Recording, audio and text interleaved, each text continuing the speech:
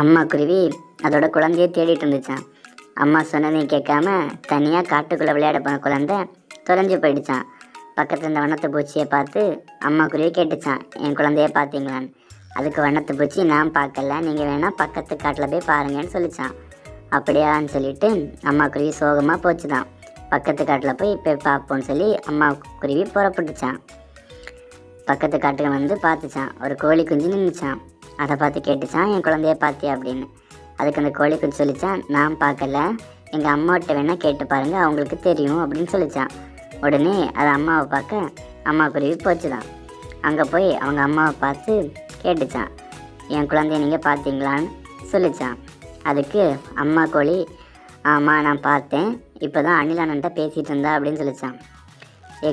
என்னாச்சுன்னு அந்த கோழி கேட்டுச்சான். அதுக்கு அம்மா குருவி, நான் சொன்னதை கேட்காம விளையாடுறேன்னு சொல்லி காட்டுக்குள்ளே தனியாக போயிட்டான்னு சொல்லிச்சான். இனி நான் அவ்வளோ தேட போகிறேன்னு. அதுக்கு இந்த கோழி சொல்லிச்சான், சீக்கிரம் போய் பாரு, அணில் அண்ணன்ட்ட கேட்டால் தெரியும் அவன் எங்கே போயிருப்பான் அப்படின்னு அந்த கோழி சொல்லிச்சான்.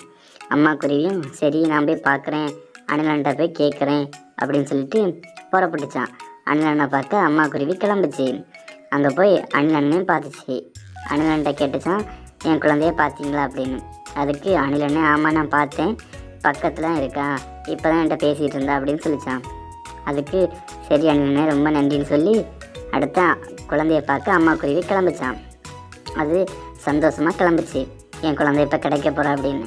கடைசியாக குழந்தைய பார்த்துச்சான். குழந்தையும் அழுது அம்மா என்ன மன்னிச்சிடுங்க, நீங்கள் சொன்னதை இன்னும் கரெக்டாக கேட்பேன் அப்படின்னு சொல்லிச்சான். அதுக்கு அம்மா குருவி, சரி இனி நீ ஒழுங்காக இருக்கணும்னு சொல்லிட்டு அப்படி சந்தோஷமாக முடிச்சிச்சு இந்த கதை.